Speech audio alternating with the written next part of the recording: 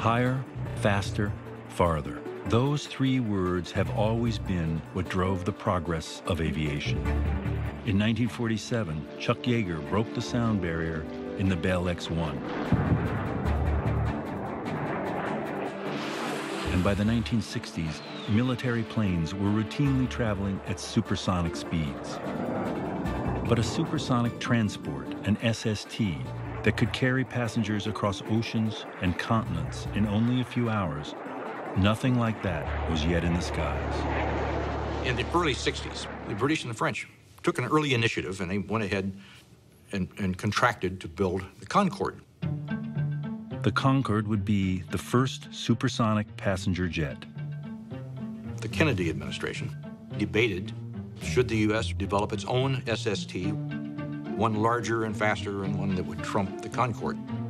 But President Kennedy had already committed the country to the most ambitious, expensive, and technologically challenging project in history, the mission to send men to the moon.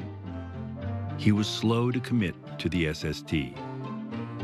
But Pan American's Juan Trippe was convinced it was time for commercial jets to take the next step into the future.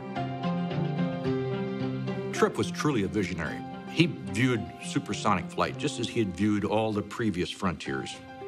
It was the last frontier before space flight.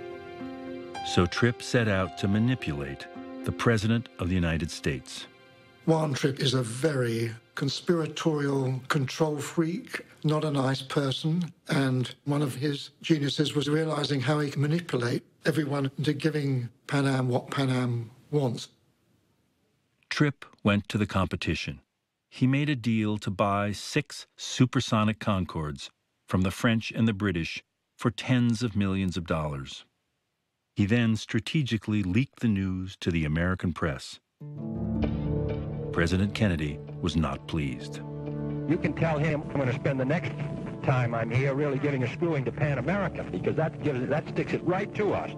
This is the president on the phone with the administrator of the Federal Aviation Administration.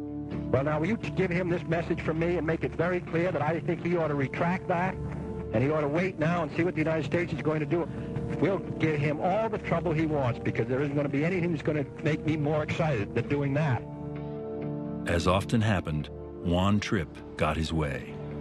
I'm announcing today that the United States will commit itself to an important new program in civilian aviation. The very next day, Kennedy announced his support of a plan to build an American supersonic transport. And in supersonic flight, challenging new frontier. Trippe at his best. I keep saying he was not a lovable man, but my God, he was good. Boeing, Lockheed, and North American competed to get the government contract to build the SST. Boeing won with a revolutionary design, the most amazing aeroplane. The full-scale mock-up on display in Seattle became a destination for people in the aviation business. Swing wing, 4 huge engines, 300 passengers, 2.5 times the speed of sound. It was a plane that broke with the design of all previous commercial jets. But even its most ardent supporters conceded that a plane that pushed the absolute limits of technology was likely to take a decade or more